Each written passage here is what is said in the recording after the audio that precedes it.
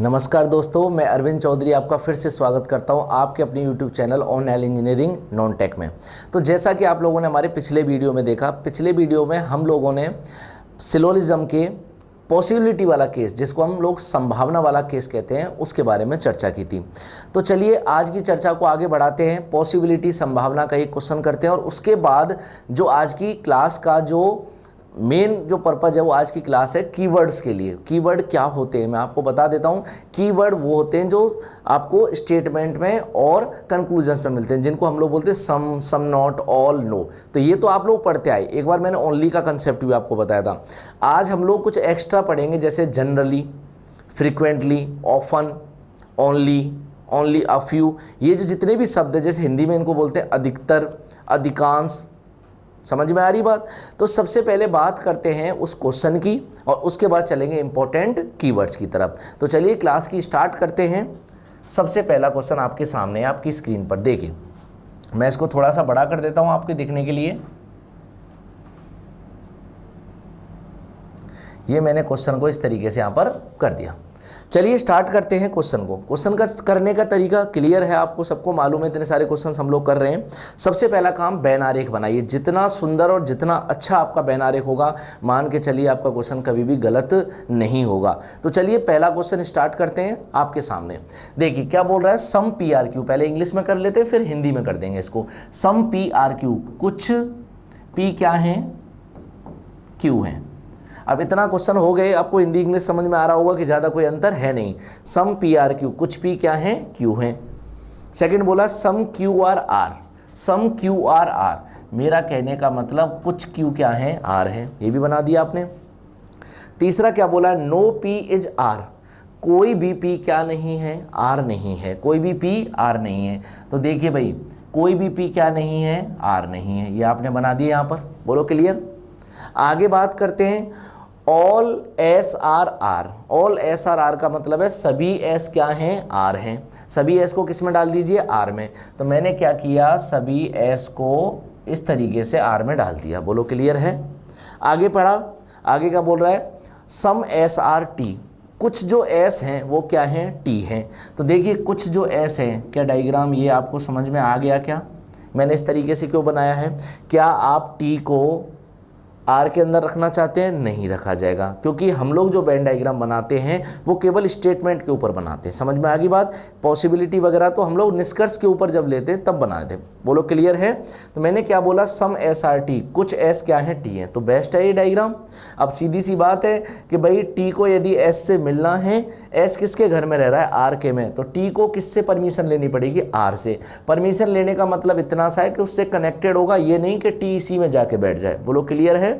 ये बैन आरेख आप सब लोगों ने बना लिया होगा। दोबारा से समझ लीजिए, some P R Q, some Q R R, no P is R. बोलो क्लियर है। और उसके बाद क्या बोला है, all S R R, all S R R, और लास्ट में बोला है some S R T, some S R T. तो चलिए क्वेश्चन को स्टार्ट करते हैं। हिंदी इंग्लिश दोनों में मैं आपको बता क्योंकि पी क्यू आर इसमें कोई चेंज नहीं होना। समझ में आ गई बात? अब चलिए स्टार्ट करते हैं कंक्लूजन नंबर फर्स्ट से।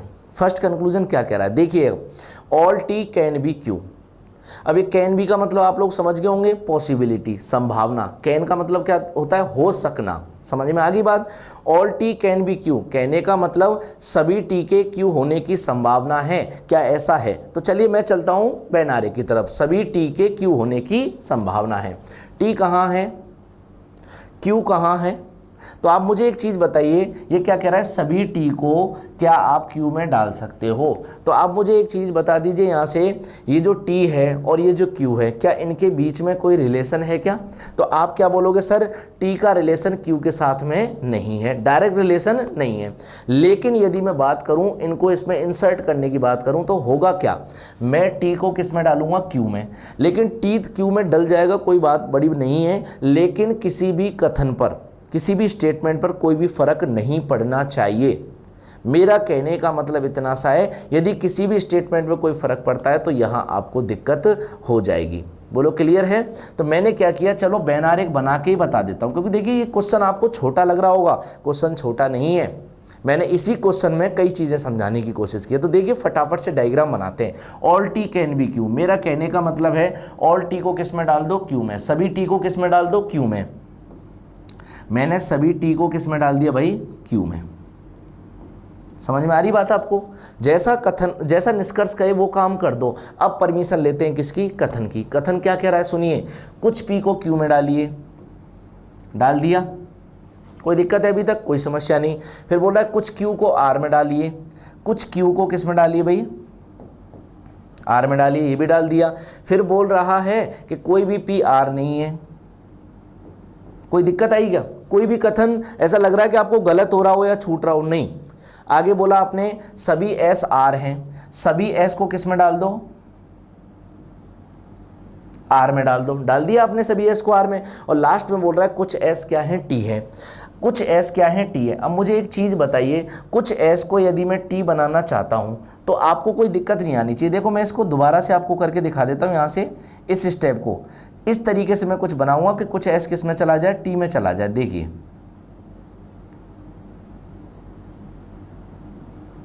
अब मुझे बताइए क्या एस को टी में जाने में कोई रोक पाएगा क्या? ये बताइए। नहीं रोक पाएगा, क्योंकि भाई आर और पी का रिलेशन है नहीं का। ये तो जा सकता है ना, ये तो जाके बैठ सकता है ना टी में। तो मेरा कहने का मतलब इतना सा ही था कि जब भी आपको पॉसिबिलिटी का निष्कर्ष बनाना है तो एक चीज़ क्लियर रखिए दिमाग में कि जो निष्कर्ष बोले उस काम को कर दीजिए और सभी की परमिशन ले लीजिए। मैं आपको एक बार वैसे भी बता सकता था इसको डायरेक्टली कि टी और क्यू में कोई भी डायरेक्ट रिलेशन नहीं है। अब टी और क्यू में कोई डायरेक्ट रिलेशन नहीं है, इसका मतलब जिनके बारे में कथन कुछ भी नहीं बोलता है उनके बारे में यदि आप कुछ भी बोलोगे नॉर्मल वे में तो डाउट होगा, और उसमें यदि संभावना जुड़ी हुई होगी तो वो क्या हो जाएगा, करेक्ट। तो इसमें संभावना जुड़ी हुई थी, बोलो क्लियर। ये तो रहा बेन आरेख के हिसाब से, मैंने आपको प्रूफ किया कि देखो टी एस में आराम से जा सकता है बिना किसी भी कथन को नाराज किए हुए। नाराज करने का मतलब है कोई भी कथन गलत नहीं होना चाहिए, ना कोई कथन छूटना चाहिए। बताइए कोई दिक्कत है? समझ में आ रही है बात? चलिए बात करते हैं अपने सेकंड की तरफ, सेकंड वाले आपकी निष्कर्ष की तरफ। देखिए सेकंड निष्कर्ष क्या कह रहा है, आपको ध्यान से समझिएगा। सेकंड निष्कर्ष कह रहा है all Q can be P, सभी क्यू के पी होने की संभावना है। क्या ऐसा हो सकता है कि सभी क्यू पी में चले जाएं? तो आप बोलोगे चलो सर चेक करके देखते हैं, सभी क्यू पी में चले जाएं। देखिए क्यू ये रहा और पी ये रहा, इन दोनों को देखिए, बाकी सबको भूल जाओ। तो पी का रिलेशन क्यू के साथ क्या है कि पी का कुछ भाग क्यू में है, पी के बचे हुए भाग के बारे में नहीं पता कि क्यू में जाएगा कि क्यू में नहीं जाएगा। तो किसी भी चीज़ का कहीं जाना या फिर ना जाना जब आपको मालूम नहीं होता है, जब वो चीज़ डाउट में होती है, तो क्या वहाँ पर पॉसिबिलिटी लगाते वो चीज़ करेक्ट हो जाती है क्या? तो पी का बचा हुआ भाग भी क्यू में चला जाएगा, ऐसी एक संभावना है। या फिर क्यू का बचा हुआ भाग भी किस में चला जाएगा, पी में चला जाएगा, ऐसी एक संभावना है। बोलो क्लियर है? लेकिन यदि इसी चीज़ को यहाँ से हम लोग कनेक्ट करके देखें कि यदि आपने सारा के सारा क्यू यदि किसके अंदर डाल दिया, पी के अंदर डाल दिया, तो होगा क्या? देखो दिक्कत वाली बात है, दोनों तरफ बात कर रहे हैं हम लोग। होगा क्या, क्यू को यदि आप सारा के सारा किस में डाल देते हो, पी में डाल देते हो, तो दिक्कत कहाँ आने वाली है? आपको दिक्कत आएगी ये जो आर का थोड़ा सा पार्ट जो है वो किस में आ रखा है, क्यू में आ रखा है। आर का थोड़ा सा पार्ट किस में आ रखा है, क्यू में आ रखा है। यदि आप पूरे के पूरे क्यू को उठा के पी में डालने की कोशिश करोगे, संभावना के अंदर बात कर रहा हूं मैं, तो आर का ये वाला भाग किस में चला जाएगा, पी में चला जाएगा। और आर का ये वाला भाग जैसे ही पी में गया तो कोई भी पी आर नहीं है, ये वाली जो कथन वाली बात थी ये क्या हो जाएगी, गलत हो जाएगी। समझ में आ गई बात? तो all Q can be P जब पॉसिबिलिटी जो मैं बात कर रहा हूँ ये बात क्या हो जाएगी, गलत। तो पहला क्या था, सही, और दूसरा क्या हो गया भाई, गलत। समझ में आ रही होगी बात आपको? लेकिन इसको यदि मैं यहीं कहीं चेंज करूँ, all P can be Q, all P can be Q, क्या सभी पी क्यू में हो सकते हैं? तो मैं आपको बोलूँगा हाँ, सभी पी किसके अंदर जा सकते हैं, क्यू के अंदर जा सकते हैं। बोलो क्लियर? एक कोने में जाके बैठ जाएंगे। समझ में आ रही बात? लेकिन क्यू को पूरे को यदि आप पी में डालना चाहते हो तो वो पॉसिबल नहीं, क्योंकि आर का कुछ भाग किस में गया हुआ है, क्यू में, और आर का जो भाग क्यू में गया हुआ है वो पी में यदि चला गया तो पी और आर के बीच में रिलेशन है कि पी और आर का कोई रिलेशन आपस में टच नहीं करते ये लोग। समझ में आ गई बात? तो वो गलत हो जाएगा, इस वजह से मैंने इसको गलत किया। समझ लीजिए ध्यान से। All S can be Q, सभी एस के क्यू होने की संभावना है। चलो चेक करते हैं सभी एस के क्यू होने की। एस यहाँ पर है और क्यू यहाँ पर है। यदि ये पूरा के पूरा एस, यदि ये पूरा के पूरा एस किसके अंदर चला जाए, क्यू के अंदर चला जाए, अरे किसी को कोई दिक्कत होगी क्या?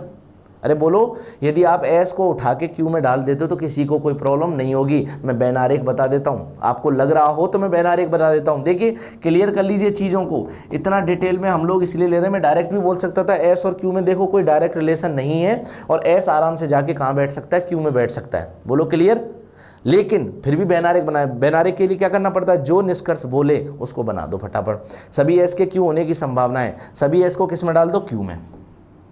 लो भाई, सभी एस को किस में डाल दिया मैंने, क्यू में डाल दिया। अब चलता हूँ कथन के पास। कथन क्या कहेगा, कुछ पी को क्यू में डालो, डाल दिया। फिर बोलेगा कुछ क्यू को आर में डालो, कुछ क्यू को आर में डालो। लो, कुछ क्यू को आर में डाल दिया, कोई दिक्कत किसी को? फिर बोल रहा है कोई पी आर नहीं है। लो भाई, ये भी नहीं है, समझ में आ रही बात। फिर बोल रहा है सभी एस आर हैं, सभी एस को किस में डाल दो भाई, आर में। तो मैं क्या करूँगा, इस डायग्राम को देखो, मैं इस डायग्राम को किस तरीके से कनेक्ट करूँगा, ध्यान से देखना। सभी एस को कैसे डालूंगा, आर में। मैं सभी एस को आर में, मैं सभी एस को आर में किस तरीके से डालूंगा, ध्यान से देखना। ये सभी एस जो है वो किस में आ गया, आर में, और ये वाला कनेक्शन यहाँ से इस तरीके से डालता हूँ। समझ में आ रही बात आपको? अरे बोलो भाई। तो मेरा कहने का मतलब इतना सा, सभी एस को आर में डाल दियो, लास्ट में कुछ एस टी हैं, कुछ एस को टी में डाल दो। लो, अलग से रिलेशन बना लो, कुछ एस टी हैं। अब बताओ इससे मेरे किसी भी कथन पर कोई फ़र्क पड़ा क्या, कोई कथन गलत हुआ क्या? नहीं। तो देखो लग रहा होगा कि सर इतना बड़ा करना पड़ेगा क्या? अरे ये तो समझने के लिए भाई, क्लास में करने के लिए, पेपर में नहीं करना होता इतना लंबा। समझ में आ रही बात आपको? अभी के लिए, आपके लिए, अभी आप किस तरीके से इसको समझते हो उस वाले भाग के लिए।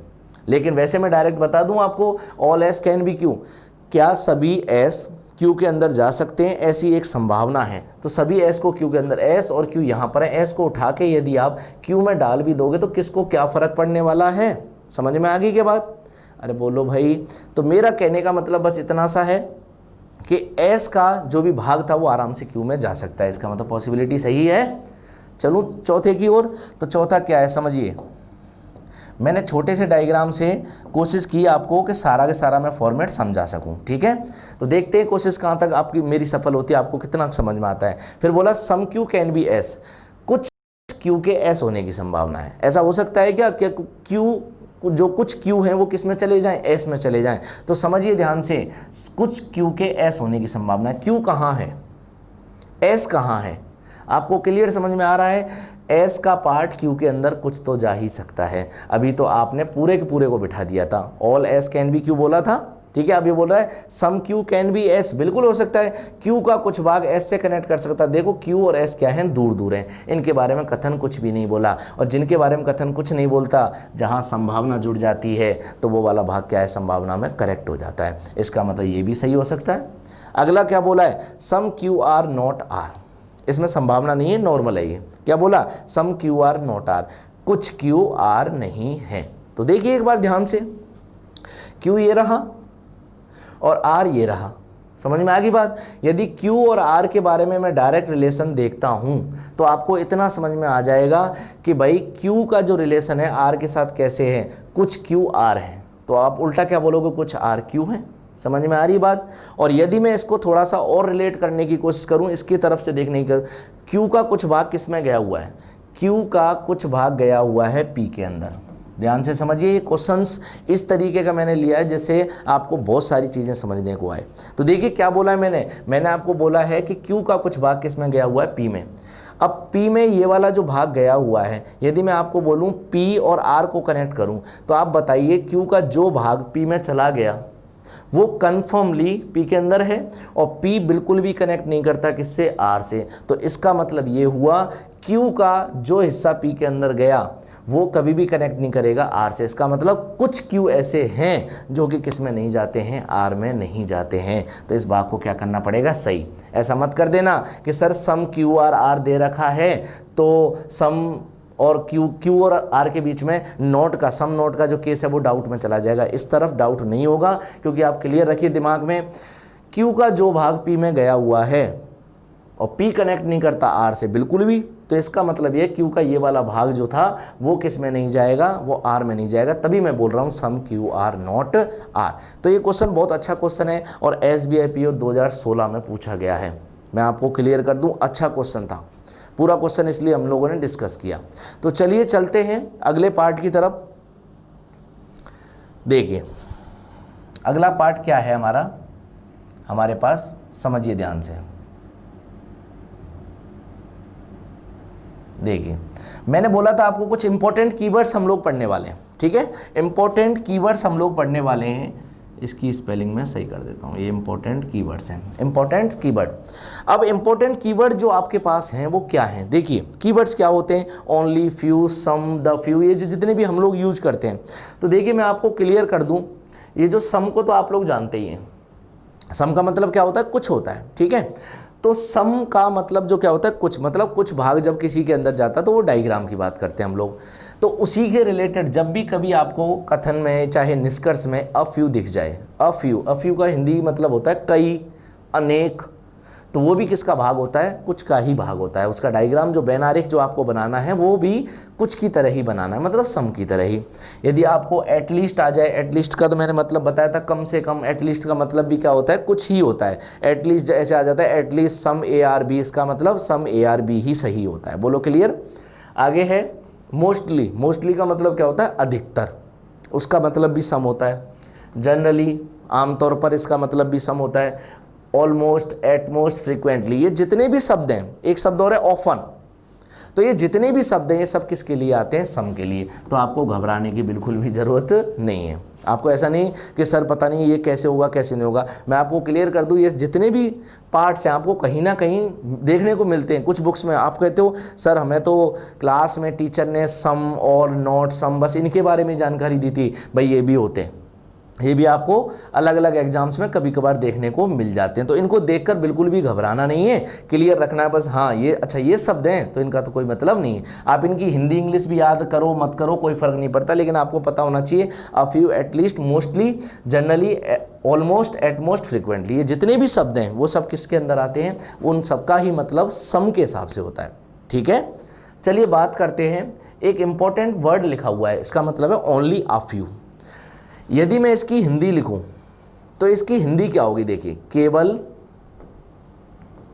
कुछ ही, केवल कुछ ही। अब केवल कुछ ही क्या है, ये बड़ी इंपॉर्टेंट चीज़ है, इसको नहीं समझते लोग, इसको भी लोग ऐसे ही ले जाते हैं कि ओनली अ फ्यू वही होगा, ये सम ही होगा। नहीं भाई, यदि ये क्वेश्चन में आ जाए और अपनी औकात पे आ जाए और आपको अपनी औकात दिखाने के लिए आ जाए तो मैं क्लियर कर देता हूँ ये सबसे खतरनाक क्वेश्चन बनाने वाला है। अब दो चीज़ मैंने यहाँ पर लिखी हुई है, सम और सम नॉट। आप बोलोगे सर आप तो बोल रहे थे ये सम है ही नहीं, कुछ वाला भाग नहीं है। कुछ वाला भाग तो ये है, लेकिन इसके साथ में कुछ नहीं वाला भाग भी है। मैं एक लाइन बोलता हूँ, मैं आपको बोलूँ केवल कुछ ही सेब सड़े हैं।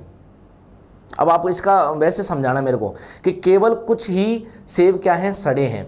इसका मतलब क्या है, कुछ सेब तो सड़े हैं तो पता है, और कुछ सेब सड़े नहीं हैं ये भी मालूम है। समझ में आ गई क्या बात, दोनों चीज़ें।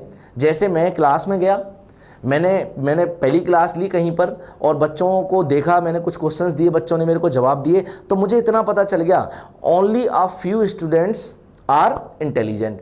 कहने का मतलब क्या है, ये जितने भी सारे बैठे हैं, जितने भी सारे बच्चे बैठे हैं, उनमें से कुछ तो इंटेलिजेंट जरूर हैं। इसका मतलब कुछ इंटेलिजेंट नहीं भी होंगे।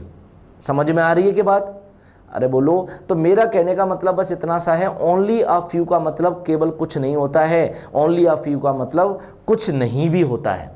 अब आप कहोगे सर कैसे डिस्क्राइब करें, तो वो मैं एग्जाम्पल के हिसाब से आपको बताने वाला हूँ। समझ में आ रही बात, मैंने अच्छे अच्छे एग्जाम्पल्स आपके लिए क्लास में रखे हुए हैं। तो चलिए बढ़ते हैं, दोबारा से देख लीजिए इन शब्दों को उतार लीजिएगा आप लोग, ठीक है। इन शब्दों को, सभी शब्दों को आपको एक जगह इकट्ठे शब्द कहीं नहीं मिलेंगे, ये मैंने सारे लिख लिए, आपके लिए थोड़ी सी मेहनत मैंने कर ली, कोई बात नहीं, बच्चों के लिए तो मेहनत करनी ही करनी है। तो चलिए बात करते हैं इन शब्दों को यूज करते हुए और भी कोई जितने भी क्वेश्चंस हैं पॉसिबिलिटी के, आइदर और के, जहाँ जैसे भी क्वेश्चन है, अब इसके बाद जो भाग होगा वो हमारा क्वेश्चंस का भाग होगा। और फिर हम लोग बाद में बात करेंगे रिवर्स सिलोजिज्म की। अगले लेक्चर में बात किसकी करेंगे? रिवर्स सिलोजिज्म की, जहाँ पहले कंक्लूजन दिया जाता है और आंसर में या फिर ऑप्शंस में क्या होते हैं? स्टेटमेंट्स। बोलो क्लियर? तो चलिए बात करते हैं क्वेश्चन नंबर 1 की। तो क्वेश्चन नंबर 1 जो है आपके पास क्या है, मैं थोड़ा बड़ा कर देता हूं इसको। ये रहा क्वेश्चन नंबर 1 आपकी स्क्रीन पर, ठीक है। अब समझिए, देखिए क्वेश्चन नंबर 1 को क्या बोला है? Only few lions are cows. अब ये मत बोलना सर ओनली अ फ्यू नहीं दिया, only a few, only few बात एक ही है, ठीक है। तो क्या बोल रहा है? Only few lions are cow, केवल कुछ लॉइन्स क्या हैं? काउ हैं। केवल कुछ लॉइन्स क्या हैं? काउ हैं। तो केवल कुछ लॉइन्स काउ हैं, इसका मतलब देखिए डायग्राम किस तरीके से बनेगा। केवल कुछ लॉइन्स क्या हैं? काउ हैं। जब भी बात ओनली फ्यू की आएगी, ओनली फ्यू या फिर ओनली अ फ्यू, ओनली के साथ फ्यू या फिर अ फ्यू जब भी आता है उसका मतलब होता है केवल कुछ ही, केवल कुछ ही। तो सम लॉइन आर काउ, एक चीज़ तो हो गई कि मतलब ये बोल रहा है कि केवल कुछ ही लॉइन क्या हैं? काउ हैं। इसका मतलब क्या है? कुछ लॉइन ऐसे भी हैं, कुछ लॉइन ऐसे भी हैं जो काउ नहीं है। समझ में आई बात? ये होता है इसका मतलब, ये होता है इसका बैन आरेख। ओनली फ्यू का मतलब क्या होता है? कुछ है और कुछ नहीं है, दोनों चीज़ों के ऊपर ये बात करता है। तो डायग्राम समझ में आया? जब भी इसकी बात आएगी तो बस एक चीज़ ध्यान में रखिए, कुछ है और कुछ नहीं है, दोनों भाग हम लोग बना के चलेंगे। चलें आगे। आगे क्या बोल रहा है? सम काउज आर नॉट टाइगर्स। कुछ काउ टाइगर्स नहीं है। सम काउ आर नॉट टाइगर्स, तो मैंने काउ के अंदर इतना सा भाग लिया और ये किस में नहीं जाएगा? ये टाइगर्स में नहीं जाएगा। कोई दिक्कत? सम काउज आर नॉट टाइगर्स। ये डायग्राम बैन आरेख आपके सामने है। चलिए बात करते हैं पहले कंक्लूजन, पहले निष्कर्ष की ओर। No cow is a tiger is a possibility. कहने का मतलब किसी भी काउ की टाइगर होने की संभावना नहीं है, किसी भी काउ की टाइगर होने की संभावना नहीं है। तो मेरा कहने का मतलब यह है किसी भी काउ की टाइगर होने की संभावना नहीं है। मुझे एक चीज़ बताइए, संभावना को मारिए गोली, साइड में करो इसको, नॉर्मल बात करते हैं। मैं यदि बोलता no cow is a tiger, मैं बोलता यहाँ से no cow is a tiger, तो आप क्या बोलते? सर स्टेटमेंट में दिया गया है सम काउ आर नॉट टाइगर। जब आपको बताया गया है कि काऊ का इतना सा हिस्सा जो है वो टाइगर में नहीं जाता, क्या आपको बचे हुए हिस्से के बारे में मालूम है क्या कि टाइगर में जाएगा कि टाइगर में नहीं जाएगा? नहीं मालूम है। यदि मैं बोलता no cow is a tiger, तो नॉर्मल तरीके से ये चीज़ क्या होती है आपकी? डाउट में चली जाती, जाती नहीं जाती डाउट में? समझ में आ रही बात? अब मैं बोल रहा हूं कि भाई no cow is a tiger is a possibility. क्या ऐसा हो सकता है कि कोई भी काऊ किस में ना जाए? टाइगर में ना जाए? क्या ऐसी एक संभावना है? तो देखिए ये जो क्वेश्चन होते हैं बड़े ही उलझाने वाले हैं, संभावना में भी नहीं लगा के दिया है। बोलो क्लियर? तो बोल रहा है no cow is a tiger is a possibility. यदि मैं डायरेक्टली बोलता no cow is a tiger, तो आप लोग क्या लगा देते? सर आपने बोला था जब जिस हिस्से के बारे में नहीं मालूम होता कि इसमें जाएगा कि इसमें नहीं जाएगा, तो मैं डाउट लगाता हूँ, ठीक है। और डाउट जो होता है वो किस में हो जाता है भाई? पॉसिबिलिटी में। बोलो क्लियर? तो मेरा कहने का मतलब इतना सा है, जैसे ही पॉसिबिलिटी आएगी, जैसे ही पॉसिबिलिटी आएगी तो ये चीज़ किस में चली जाएगी? ये चीज़ चली जाएगी करेक्ट वाले फॉर्म में। तो no cow is a tiger, हो सकता है कि कोई भी काउ का हिस्सा किस में ना जाए? टाइगर में ना जाए। बोलो क्लियर? तो संभावना के अंदर मैंने इसको क्या कर दिया भाई? संभावना के अंदर मैंने इसको क्या कर दिया? सही कर दिया। बोलो क्लियर है? ध्यान से समझ लीजिए चीज़ों को। सेकंड की बात करते हैं, no tiger is a lion. कोई भी टाइगर क्या नहीं है? लॉइन नहीं है। टाइगर कहाँ है? लॉइन कहाँ है? अब मुझे एक चीज़ बताइए, टाइगर और लॉइन का आपको कोई रिलेशन मालूम है कि डायरेक्ट? नहीं मालूम है। और जिनके रिलेशन मालूम नहीं होते उनको हम लोग क्या करते हैं बताइए जल्दी से? डाउट में डालते हैं। और सिंगल डाउट है, ये सिंगल डाउट है। क्या टाइगर और लॉइन का कोई और दे रखा है क्या आपको निष्कर्ष? नहीं दे रखा। इसका मतलब सिंगल डाउट, और सिंगल डाउट हमेशा क्या होते हैं? गलत। तो इसका आंसर क्या होगा? फर्स्ट फॉलोज, पहला अनुसरण करता है, या फिर पहला निष्कर्ष सही है। कोई दिक्कत है आपको? चलें आगे। तो चलिए अगले क्वेश्चन की ओर चलते हैं।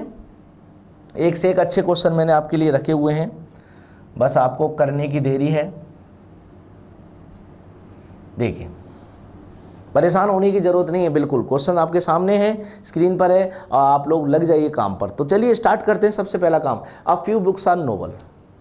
अ फ्यू बुक्स आर नोवल, यहाँ पर ओनली तो नहीं है ना, ओनली नहीं है तो फ्यू का मतलब क्या होता है, कुछ ही होता है, कोई दिक्कत नहीं। कुछ बुक्स क्या हैं, नोवल हैं, तो कुछ बुक्स को मैंने किस में डाल दिया, नोवल में। लो भाई, ये रही बुक्स और ये रहे नोवल, सही है, B for book and for novel. आगे बोला मोस्ट नोवेल्स आर डिटेक्टिव। अरे ये मोस्ट शब्द आ गया, क्या परेशान हो गए क्या मोस्ट शब्द से? नहीं सर, अभी तो आपने बताया था मोस्ट, मोस्टली जो भी होता है ये सब किसके अंदर आ जाता है, कुछ के अंदर। मोस्ट का मतलब जो रियली में होता है वो अधिकांश होता है, मोस्टली। बोलो क्लियर? तो अधिकांश का मतलब भी कुछ ही होता है। तो कुछ नोवेल्स डिटेक्टिव हैं, इस तरीके से बनाइए। तो कुछ नोवेल्स को किस में मैंने डाल दिया, डिटेक्टिव में। कोई दिक्कत है? चलिए निष्कर्ष की तरफ चलते हैं। निष्कर्ष क्या है? First, no books are detective. कोई भी बुक डिटेक्टिव नहीं है। बुक कहाँ है, डिटेक्टिव कहाँ है? बुक और डिटेक्टिव के बारे में कथन में कुछ भी नहीं बोला गया, स्टेटमेंट में कुछ भी बोला नहीं गया है। तो ये चीज़ किस में जाएगी, डाउट में। अब फटाफट से इसका दूसरा डाउट तो ढूंढ लो, पॉजिटिव डाउट। ये तो नेगेटिव डाउट है। दो जब डाउट बनते तभी तो आइदर और की कंडीशन बनेगी। मैंने देखा नीचे, अच्छा नीचे तो पॉसिबिलिटी की बात हो रही है, कहने का मतलब ये तो रह गया सिंगल डाउट। सही है, सिंगल डाउट है, वो खत्म हो गया। सिंगल डाउट हमेशा गलत होते हैं। चलो नीचे चलते हैं। All detectives being noble is a possibility. सभी डिटेक्टिव के नोबल होने की एक संभावना है। सभी डिटेक्टिव के नोबल होने की संभावना है। कहाँ है डिटेक्टिव, कहाँ है नोबल? डिटेक्टिव का कुछ भाग किस में गया हुआ है, नोबल में। क्या डिटेक्टिव के बचे हुए भाग के बारे में मालूम है कि नोबल में जाएगा कि नोबल में नहीं जाएगा? कि सर नहीं मालूम है। और जिस भाग के बारे में मालूम नहीं होता उसका जाना और उसका ना जाना संभावना के अंदर क्या हो जाता है, करेक्ट। तो हो सकता है पूरा की पूरा डिटेक्टिव किसके अंदर चला जाए, नोबल के अंदर। तो ये वाली चीज़ क्या हो जाएगी, सही। आंसर क्या हो गया, सेकंड फॉलोज, या फिर सेकंड सही है। सेकंड निष्कर्ष अनुसरण करता है। समझ में आ गई बात? चलिए अगले क्वेश्चन की ओर चलते हैं। अगला क्वेश्चन है आज का आखिरी क्वेश्चन और सबसे बोले तो सबसे सुंदर क्वेश्चन, ठीक है। सबसे बढ़िया क्वेश्चन जो है वो आज का ये है आपके सामने। मैं आपको बता दूं, मैं आपको क्लियर कर दूं कि ये क्वेश्चन यदि आपको समझ में आ जाता है तो मैं आपको बोलता हूं आपको ओनली, फ्यू और ये जितने भी कंसेप्ट हैं सम नोट वाले, ये सभी क्लियर होने वाले हैं। तो बड़े ही ध्यान से देखिएगा इस क्वेश्चन को, क्योंकि ये क्वेश्चन आपको कई सारे कंसेप्ट क्लियर करवाने वाला है, ठीक है। कुछ बच्चों को ऐसा लगेगा कि सर ये वाले जो क्वेश्चंस हैं हम लोगों ने नहीं पढ़े। मैं आपको क्लियर कर दूं, बड़ा ही शानदार क्वेश्चन है और SBI PO में आ चुका है। बोलो क्लियर? पहले बता देता हूं, इससे क्या बच्चों में थोड़ी एनर्जी आ जाए। अच्छा SBI PO में आया है तो चलिए बाकी के बैंकों में तो आ ही सकता है इस टाइप का। देखो क्वेश्चन मैं ये नहीं कह रहा कि यही क्वेश्चन आएगा पेपर में, लेकिन टाइप की बात कर रहा हूँ। ये टाइप आपको जरूर पूछा जा सकता है। तो चलिए स्टार्ट करते हैं। स्टार्ट करने में सबसे पहला काम हमारा एक ही होता है, बैन आरेख बनाएंगे। तो सुनिए समझिए फटाफट से, देखिए ध्यान से। Only a few monkeys are Ram. आपने सोचा होगा कि सर आपने ओनली अ फ्यू पिछले से पिछले क्वेश्चन में भी दिया था, लेकिन वहाँ तो कोई मतलब निकला नहीं। अभी बताता हूँ मतलब निकलेगा यहाँ। समझ में आ गई बात? अब निकलेगा मतलब, ध्यान से देखिए। Only a few monkeys are Ram, केवल कुछ ही बंदर राम हैं। Only a few monkeys are Ram. तो मैंने क्या किया, ओनली अ फ्यू जब भी आ जाए इसका मतलब होता है केवल कुछ ही, केवल कुछ ही मंकी क्या है, राम है। तो मैंने क्या किया, एक चीज़ तो ये बना दी, ये रहे मंकी, ये रहे राम। सही है। केवल कुछ ही मंकी राम का मतलब क्या होता है, ओनली अ फ्यू के दो मतलब होते हैं, कुछ भाग भी जाएगा और कुछ नहीं भी जाएगा। तो कुछ भाग मंकी का राम में है और ऐसा भी है कि कुछ भाग मंकी का राम में ना है, नहीं है। बोलो क्लियर? अब देखिए डायग्राम स्टार्ट होगा और जब इसके निष्कर्षों को आप देखोगे आपको रियल में मज़ा आने वाला। आपको लगेगा हाँ सर कुछ नई चीज़ हम लोगों ने सीखी है। एडवांस लेवल चीज़ें मैं आपको क्लियर कर दूं, यही चीज़ मैं पहली क्लास में बता रहा होता तो आधे बच्चों के फ्यूज उड़ जाते। आधे बच्चों को ऐसा लगता है ये क्या करा दिया, पता नहीं कैसे यार आंसर आ रहा है, सर अपने आप लगे जा रहे हैं। इसलिए अभी क्लासों में को बढ़ा रहे हैं आगे की तरफ। अच्छा कुछ जैसा बोला था आपको, बिल्कुल मैं अपने वादे पर खरा हूँ, ठीक है। आपको मिलेगा क्वेश्चन और अच्छे से अच्छा क्वेश्चन मिलेगा। चलिए आते हैं वापस। Only a few monkeys are Ram, केवल कुछ ही बंदर क्या हैं, राम हैं। केवल कुछ ही बंदर राम हैं, तो कुछ वाला भाग बना दिया और कुछ नहीं वाला भी बना दिया। ओनली अ फ्यू में दोनों बनते हैं। समझ में आएगी बात? कुछ बंदर राम हैं और ये भी बात होती है कि कुछ बंदर राम नहीं हैं। बोलो क्लियर? देखिए ऑल मंकीज आर लोटस, सभी बंदर कमल हैं। ऑल मंकीज आर लोटस, सभी मंकी को किस में डाल दो, लोटस में। तो सभी मंकी को मैंने किस में डाल दिया भाई, ये डाल दिया मैंने लोटस में। कोई दिक्कत है किसी को, ये डायग्राम बनेगा बेस्ट टू बेस्ट। फिर बोला है only a few Ram are Shyam, केवल कुछ ही राम श्याम हैं। अच्छा, ओनली अ फ्यू दोबारा से आ गया, तो राम को श्याम में आपको कुछ भाग डालना है और कुछ भाग छुपाना है। कुछ राम श्याम, ऐसे पढ़ो इसको, ओनली अ फ्यू का मतलब है सम पार्ट, और सम के साथ सम नॉट, कुछ के साथ कुछ नहीं। तो सम राम और श्याम, सम राम और श्याम यदि होता तो क्या इस तरीके से होता, और कुछ राम श्याम नहीं है तो वो इस तरीके से होता। बताओ कोई दिक्कत है किसी को? ठीक है, ये बैनारेख बना है। आपको ऐसा लग रहा होगा सर क्या बना दिए, ड्राइंग। अरे ड्राइंग नहीं है, ये बैनारेख है। समझ में आ रही बात? तो ये जो है ये आपको अलग अलग एग्जाम्स में पूछे जाते हैं, और ये तो एसबीआई, मैंने आपको पहले ही बोल दिया, एसबीआई क्वेश्चन पूछा हुआ है इसके ऊपर। तो चलिए बात करते हैं सबसे पहले निष्कर्ष की तरफ। बड़े छोटे छोटे से निष्कर्ष लग रहे होंगे आपको, देखते हैं छोटे छोटे हैं बड़े हैं क्या है। पहला बोला है सम लोटस आर नॉट राम, कुछ लोटस राम नहीं है, या कुछ कमल राम नहीं है। कुछ लोटस राम नहीं है। ध्यान से समझिए इस चीज़ को, लोटस कहाँ है, ये रहा, राम कहाँ है, ये रहा। अब चीज़ों को समझना, ध्यान से समझना। आपको लगेगा खुद को कि हाँ सर ऐसा भी हो सकता है। ये बोल रहा है कि कुछ लोटस राम नहीं है। चलो चेक करते हैं, मंकी किसके घर में रह रहा है, लोटस के घर में। मंकी पूरा के पूरा किसके अंदर घर में रह रहा है, लोटस के घर में। मैं ऐसे कह सकता हूँ मंकी के घर का जो भी भाग होगा वो लोटस की तरह ही आपको ट्रीट करना है। कैसे? मंकी का कुछ भाग किस में नहीं जाएगा, राम में नहीं जाएगा। ये किसकी वजह से हुआ था, ये ओनली अ फ्यू की वजह से हुआ था। हुआ था नहीं हुआ था कि मंकी का कुछ भाग किस में नहीं जाएगा, राम में नहीं जाएगा। तो ये बताइए, मंकी का जब कुछ भाग राम में नहीं जाएगा, मंकी रह रहा है लोटस के घर में, तो क्या मैं ऐसे कह दूं लोटस का वो भाग राम में नहीं जाएगा जो मंकी के रूप में है? ऐसे ही बोला जा सकता है कि मंकी जो है वो लोटस के अंदर है, तो मंकी जो भी हरकत करेगा वो लोटस के थ्रू ही करेगा। तो मेरा कहने का मतलब है मंकी के पास, मंकी के घर में से कुछ एक जगह ऐसी है जिसमें कौन नहीं जाएगा, राम नहीं जाएगा। इसका मतलब ये है कि लोटस ही है, लोटस के घर में मंकी रह रहा है तो लोटस के घर की ही वो जगह है जो राम से कनेक्ट नहीं करती। वही तो है सम लोटस आर नॉट राम, कुछ कमल राम नहीं है। तो ये वाली बात क्या हो गई भाई, सही। समझ में आई बात आपको? यदि आप बैन आरेख बनाते, दोबारा समझ लीजिए, मंकी और राम का जो बैन आरेख बनाते और ओनली अ फ्यू को केवल आप क्या समझते, सम समझते। क्या समझते? केवल सम। तो सम में तो आप क्या बनाते, मंकी और राम, इस तरीके से ही बनाते, कुछ मंकी राम है, ऐसे ही तो बनाते, बनाते नहीं बनाते। लेकिन यदि आपको याद है, मैंने बताया था सम के साथ सम नोट भी चलता है। कुछ ही है, केवल कुछ ही है, इसका मतलब ये भी होता है कि कुछ नहीं भी है। तो केवल कुछ का भाग बनाते तो मंकी राम इस तरीके से बनता, लेकिन मैंने बोला कुछ नहीं है भी चलता है ओनली अ फ्यू में। तो मंकी का कुछ पोर्शन किससे कनेक्ट नहीं होगा, राम से कनेक्ट नहीं होगा। और जो पोर्शन राम से कनेक्ट नहीं होगा वो पोर्शन तो लोटस में जाके बैठा हुआ है। तो मैं कह सकता हूँ यहाँ पे, डेफिनेटली कह सकता हूँ यहाँ पर कि लोटस के घर में कुछ भाग ऐसा है जो कि किससे कनेक्ट नहीं करेगा, राम से। यही तो पूछा, सम लोटस आर नॉट राम। मैं बता दूं आपको, इंपॉर्टेंट चीज़ है, जब पेपर में आती है दिमाग खराब हो जाता है कि क्या है ये, बैन आरेख की समझ में नहीं आता आधे लोगों को। तो ठीक है, तो जब भी ऐसा क्वेश्चन आए तो आपको घबराने की जरूरत नहीं, बिल्कुल फ्री माइंड से आपको ये क्वेश्चन करके निकल जाना है।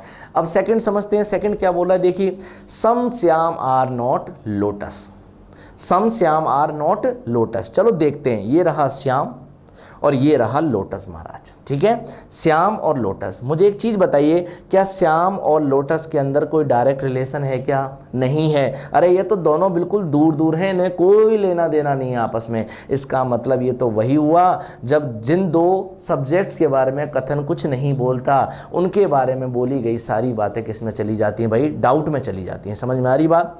और डाउट में चली जाती हैं, ये तो सिंगल डाउट है, क्योंकि सम नोट का एक दे दिया, पॉजिटिव कहाँ से लाओगे? सही है, श्याम और लोटस को यदि या तो की शर्त आइदर और में बनाना है तो पॉजिटिव देना पड़ेगा। पॉजिटिव यहाँ पर है नहीं, इसका मतलब क्या है? इसका मतलब ये है ये सिंगल डाउट है, और सिंगल डाउट हमेशा क्या होते हैं? रॉन्ग। इसका फाइनल आंसर क्या होगा, जल्दी से बता दीजिए। इसका फाइनल आंसर है कि फर्स्ट फॉलोज पहला क्या करता है, अनुसरण करता है, पहला निष्कर्ष क्या है, सही है। समझ में आ गई क्या बात? दोबारा से एक बार मैं डायग्राम बनाना सिखा देता हूँ। देखो पूरा खेल किसका है, डायग्राम का। डायग्राम आपको बनाना नहीं आया तो मान के चलिए आपको ये चीज़ें समझ में नहीं आएंगी। देखो दोबारा से डायग्राम समझना क्या है। Only a few monkeys are Ram, जब भी ओनली अ फ्यू आए तो आपको दो चीज़ समझ में आनी है, सम और सम नॉट।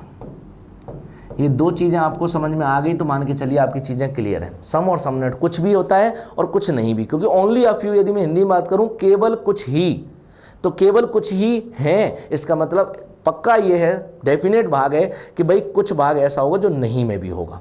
बोल रहा है ना, only a few monkeys are Ram, केवल कुछ ही बंदर राम है, इसका मतलब कुछ बंदर ऐसे भी हैं जो राम नहीं है, तभी मैं बोल रहा हूँ सम और सम नॉट दोनों। बोलो क्लियर? तो डायग्राम समझिए, only a few monkeys are Ram, कहने का मतलब कुछ मंकी क्या है, राम है। तो कुछ मंकी राम है तो आप ऐसे बनाओगे, लेकिन जब बोला है कि कुछ मंकी राम है, केवल कुछ ही मंकी राम है, इसका मतलब कुछ मंकी राम नहीं है, ये बात भी क्या है, करेक्ट। तो डायग्राम क्या बनेगा, मंकी का कुछ भाग किस में नहीं जाएगा, राम में नहीं जाएगा। बाकी तो आप लोग समझ ही रहे हैं, और फिर भी बना देता हूं, चलो डायग्राम पूरा। All monkeys are lotus, all monkeys are, all monkeys को किस में डाल दीजिए आप लोग, लोटस में डाल दीजिए। डाल दिया। फिर बोल रहा है ओनली अ फ्यू राम और श्याम, वही राम और श्याम के साथ कहानी चलेगी, राम को श्याम में डालना भी है, कुछ भाग भी डालना है और कुछ भाग नहीं भी डालना है। तो ये हो गया श्याम, ये तो मैंने भाग डाल दिया और यहाँ से एक भाग कट किया और इस भाग को मैं क्या है, किससे कनेक्ट नहीं करूँगा, श्याम से नहीं कनेक्ट करूँगा। सही है? तो मेरा कहने का मतलब ये आपके सामने बैन आरेख था। फिर पूछा था some lotus are not Ram, some lotus are not Ram, lotus का कुछ हिस्सा राम में नहीं जाता। कंफर्म कैसे हुआ? लोटस राम के बारे में कंफर्म बात नहीं थी पहले से, लेकिन अब क्यों हुआ? इसलिए हुआ क्योंकि लोटस का कुछ हिस्सा किस में जाएगा, राम में जाएगा। किसकी वजह से? मंकी की वजह से। मंकी के घर का ये वाला हिस्सा जो है वो किस में नहीं जाता, राम में नहीं जाता है। मंकी का ये वाला हिस्सा राम में नहीं जाता, और मंकी का कोई भी हिस्सा हो वो है तो कहीं ना कहीं लोटस के घर में ना।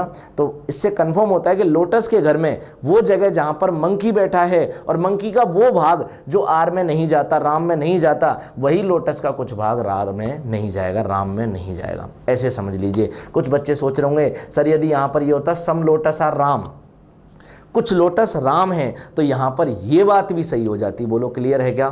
तो ये जो क्वेश्चन है वो आइदर और का जैसा दिखता है, लेकिन ये होता नहीं है। समझ लीजिए, बिल्कुल बिल्कुल बिठा लीजिए खोपड़ी में आपकी में।